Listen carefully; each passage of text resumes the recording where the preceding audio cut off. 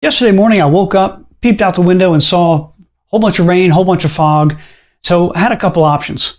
Curl up with a good book, or I could go downtown and be soaked, taking pictures.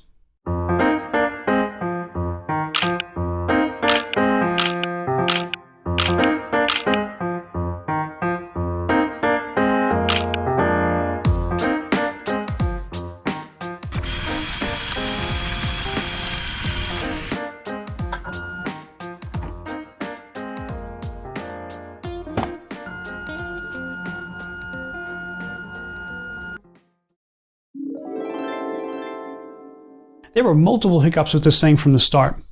Loading it got me kind of nervous and uneasy. Maybe kind of like you wonder how, when your dad goes off to the bar, how's he going to be when he comes back?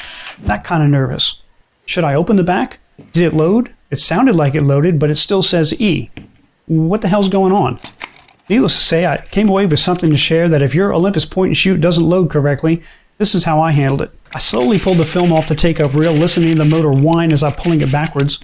Rewound the film back into the cartridge. I pretend like I didn't just blow 5 frames, and I popped it back into camera. And after like 2 or 3 times, the Tele actually read, "Hey, I got a roll, and you can go ahead and take pictures." It's about damn time.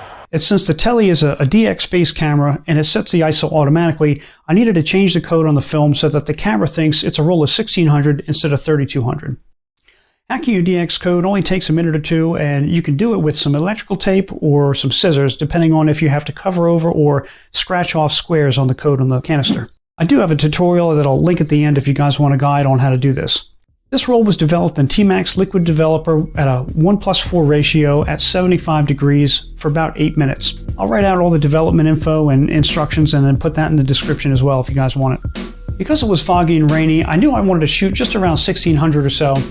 But I really should have pushed the film from 400, so pushed it from 400 to 1600. And when you push film, you're going to have increased highlights, which honestly, in some of these images with the fog and everything, I just think it would have looked better. As far as the test and the metering is concerned, I think the Infinity Tele did an okay job though. If you guys did want to check out how to hack the DX code on your film, you can check this video out. I hope everybody's well, and until the next video, we'll see you.